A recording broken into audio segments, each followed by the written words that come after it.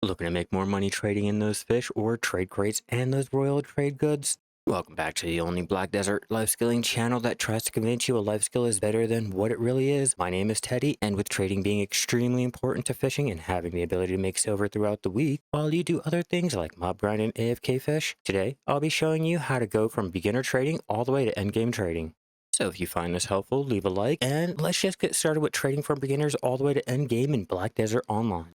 Because trading has gone through so many different changes throughout the years, getting into trading is a little bit more complicated, yet easier. Let me explain. Originally, you could grab a wagon and trade in trade goods with a trade manager to level trading and earn a little bit of silver on the side so that eventually you can earn more fishing or just on those trade crates. Now, it's all flipped around. The easiest way to start trading is with fishing, then trade crates, followed by the new Royal Workshop. You'll need contribution points to get a worker empire for the trade crates, which can be done by turning in life-skilling byproducts and dailies that offer contribution experience, or by completing any quest that has contribution experience included. You'll start out with none, and making a trade crate empire starts to really take shape around 400 points, so a fully working empire can be a fun goal to strive for, but let's talk about the gear setup. What we can use or wear with trading is rather limited, but we at least have something we can wear starting out with the trader's clothes that can be bought from any luxury vendor. As a new player, the first clothes that we can get is the Apprentice Trader clothes that gives us +1 luck. Next is the Skilled Trader's clothes, which gives +5% trader experience and is also awarded for hitting Professional Trader. Lastly, professional trader clothes that gives +10% trading experience and the same +1 luck, which is given out for hitting artisan trading, or all of these can be bought from the luxury vendor, like mentioned. The last clothes option we have is the better silver embroidered clothes. These come with +1 movement speed and +100 to your weight limit, but these clothes shine when enhancing these. At +3, the silver embroidered is the sweet spot for most, being the easiest to make or buy and comes with +20% trader experience, +20 movement speed, and lastly, +250 to the weight limit. The higher the better, and like stated, the silver embroidered can be made in any costume mill or can be bought from the central market. As for our costume options, we don't have many choices, but we can change any of the apprentice, skilled, or professional trader clothes into a costume, which transfers the same effects that the original clothes has into a costume. Equipment tailoring coupons can either be bought from the Pearl Shop, the Central Market, and one free equipment tailoring coupon can be earned alongside a professional trader clothes for completing the trading family quest. I'm not sure if this is able to still be done, but if it can be done, it does provide a free trader clothes costume. Accessories are always the same when it comes to life skills. Logia is the cheapest and the easiest to get. The next step up is going to be Garanoa. These are a little more expensive than Logia, but come with better stats. While Manos is mid-game and Prion is the best in slot and endgame. Logia and Garanoa can be bought here in Velia, for example, or the central market, while Manos has to be crafted and exchanged for Prion, or both of these can be bought off the central market. And as a reminder, up to 3 Flamoros accessories can be obtained for free by completing a one-time quest line at Liana, and 2 from the season tokens. These are the same as Tri-Manos, but cannot be listed on the central market, nor can they be enhanced, making them a perfect starter or a backup for those trying to start enhancing. Next, we have the artifact and a Lightstone combinations. The artifacts, we can either choose a life artifacts for +3% life experience, or the trade artifacts for +5% each. Life artifacts can be earned during all life skilling activities, while the trading artifacts can only be earned while trading. As for the combinations, we have Trader that gives +5% trading experience using 3 Wagon Floor Lightstones. Next, we have Quick Witted for +8% trading experience using 4 Wagon Floor Lightstones. And lastly, the best combo, which I use, is Cycle, which gives +16% trading experience and uses 3 Wagon Lightstones and 1 Iridescent. For the crystals, I suggest using a full life reset, which gives +80% life experience. The life crystals can be crafted using the forest crystals or can be bought off the central market. As for the Alchemy Stone, all we have here is the Treants tier, which gives +30% life experience and can be obtained from completing the Life 101 questline found in the suggested tab of the quest log or by interacting with Fulgur. Lastly, we have the pets. There's no trading pets though. Normal life pets will have to do, giving +1% life experience at base and +5 as a captain. The real goal is for trying for the trade skills. A pet has a chance of learning, which gives +5% trade experience, but these skills are random. Fortunately, we can reroll them using the pet skill coupons, which can only be bought from the Pearl Shop. As for the pets, these can be bought from either the Pearl Shop, Central Market, and sometimes given out during events. After the setup, now let's focus on the buffs. The buffs are rather simple, starting with the seafood prawns meal that adds plus 10% life experience and can be made from cooking or can be bought from the Central Market. The Vizier Draft adds another plus 20% life experience. And finally, the Perfume of Swiftness adds another plus 20%. These can be made using alchemy, obtained during the Black Spirit Adventure, or from the Central Market and given out during events. You can use the Florin and Geo Van Grolen scrolls for plus 20% life experience, but because they provide mastery, I suggest saving these for more rewarding life scaling sessions that use mastery. Book Florins can be earned from the Dalashian dailies, the Black Spirit Adventure, and during the events, while the Geo Van Grolen scrolls can only be earned during season graduations and during events.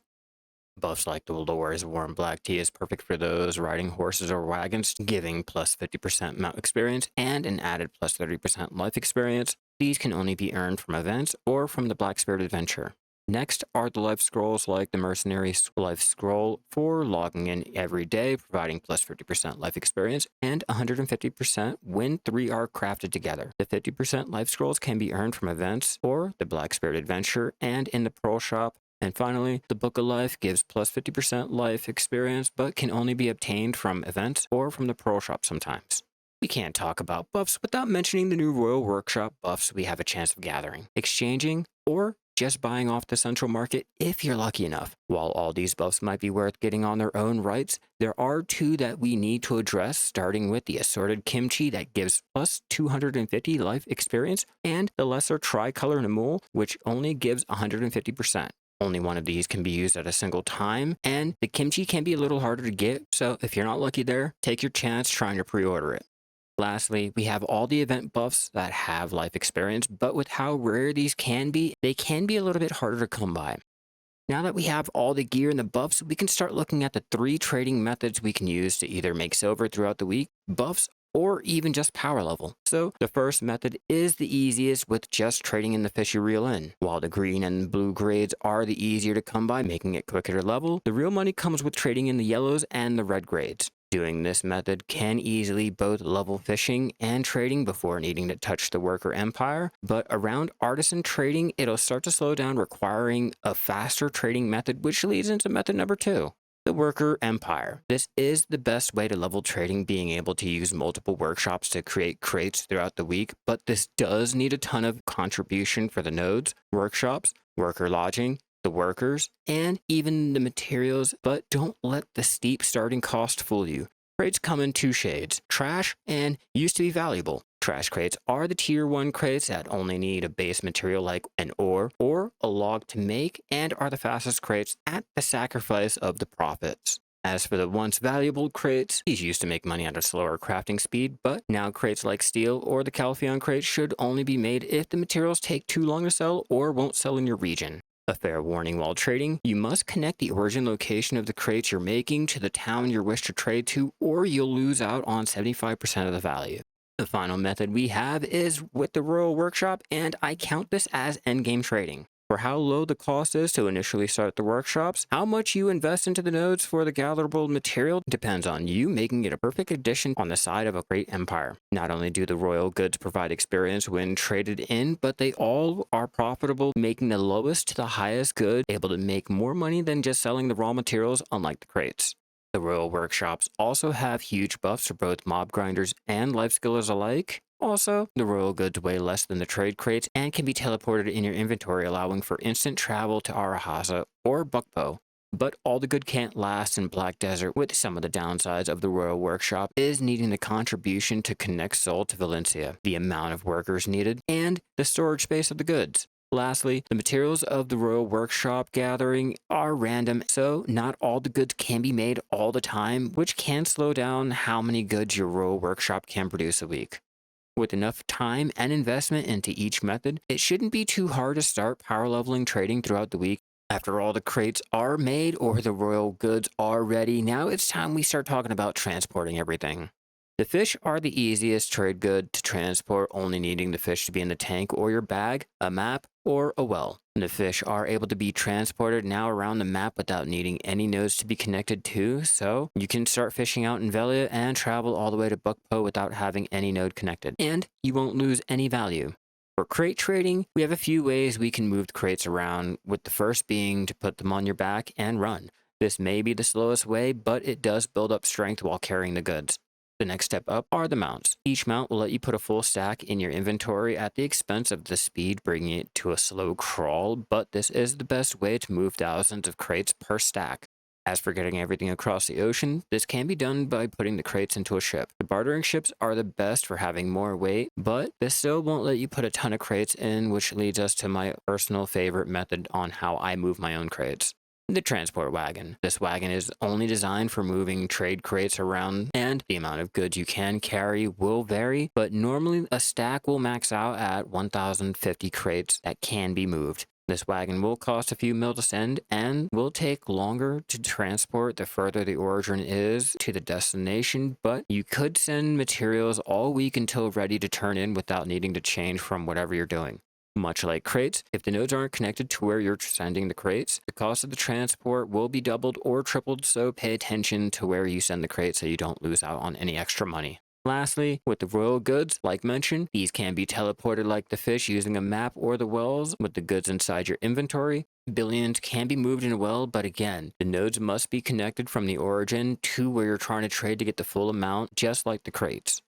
While trading can make billions passively, it does demand a ton of contribution, fishing, and storage, which can be harder for newer players, but I hope this helps you increase the money that can be made from AFK fishing or just trading in general. Unlike the other life skills, even though trading can be done at any level on any toon, this is the one life skill that's an extreme letdown with how much the other life skills or mob grinding can make compared to trading. But don't just ignore trading. Trading was made to be done in the background, and for all those who take the time to invest into a worker empire, can pump crates or goods out easily to make billions while just fishing to make billions, or mob grinding to make billions. I wish we can get a boat to move the trade crates or the values of the crates adjusted to make trading worth doing more for than just fishing. Let me know if you too avoid crate trading or the royal goods, or if you actually use the materials for trading like I do and not selling on the central market. While you're down there, hit the subscribe button and turn on all those notifications so you don't miss out on the next guide. And if you want to see more Black Desert content, be sure to check out my channel for everything life skilling, and I'll see you guys in the next one. Keep gathering out there, or I guess in this case, keep trading out there, everyone.